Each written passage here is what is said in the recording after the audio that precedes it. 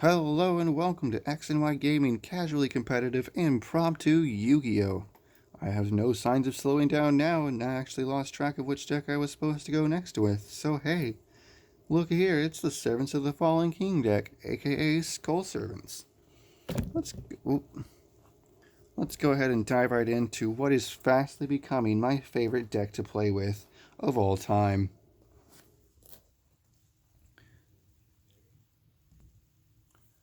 So Bones, Zombie Boy Bones, aka Bones, has 3 skill cards here.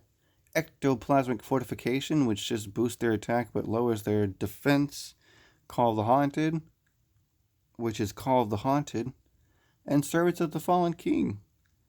You can run Call of the Haunted, but you're gonna minus a card. You're gonna miss a turn drawing a card. I don't do that.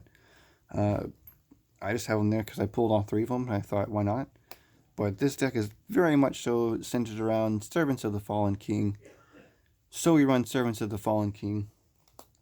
Because this, as you might have guessed, is a Skull Servant deck. And this is absolutely fast becoming my favorite deck to play. Just 3 Skull Servants because you need them Skull Boys. 3 King of the Skull Servants because what is a Skull Servant without his king? It's 3 Skull Kings. And in case you're unaware, for the uninitiated, let's say all 3 of these, no, 1, 2, 3, 4, all 5 of these are in your graveyard, he's got 5,000 attack. Now he's got 1,000 attack. See what I mean? Alright, so you get the basic concept from that little illustration there. And there you go.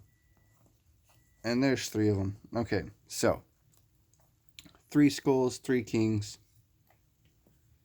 3 double cost on, he's a 1700 attack. There's nothing that requires 2 tributes in this deck. He's a good attacker. There is 1 Vampire Lord. I will say, there's never really a time when I've summoned Vampire Lord just because he's a big hitter. Like, by the time you get him set up properly, he comes swinging out 3,000, maybe even 5,000 attack. Like I said, 5,000 attack is the max, but 3,000 on average. But Vampire Lord's he's an ultra rare Vampire Lord. Come on now, he's beautiful. I gotta put him in there. There's also in the spells department 2 Ryroku to help you run over anything. Take half of their attack and add it to yourself. And there's also 2 Violet Crystals. Plus 300 attack might not be that much, but when you add it on to something like double cost on, that's a 2,000 swinger. That's not terrible by any means. 1 Book of Life.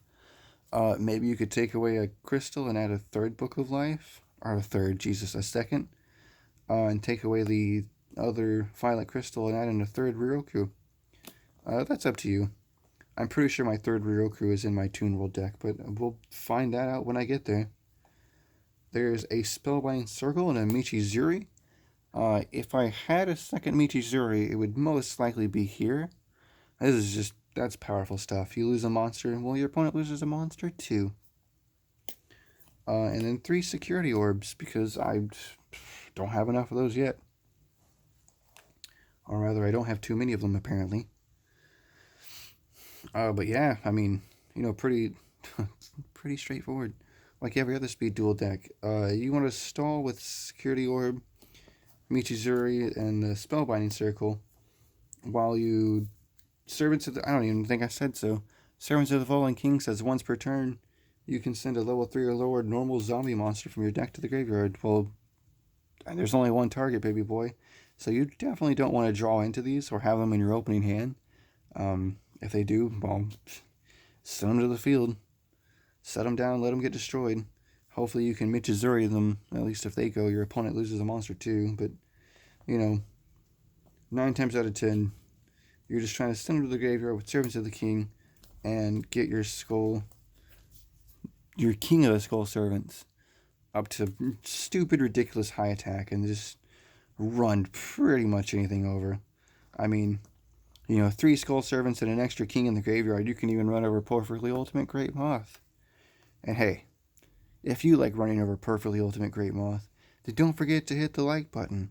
Tell me what you do like or don't like about the Skull Servants deck in the comments section below. And be sure to check out my upcoming episodes on Impromptu Yu-Gi-Oh! That I'm about to start recording as soon as I hit stop record on this one that I'm recording currently as we speak.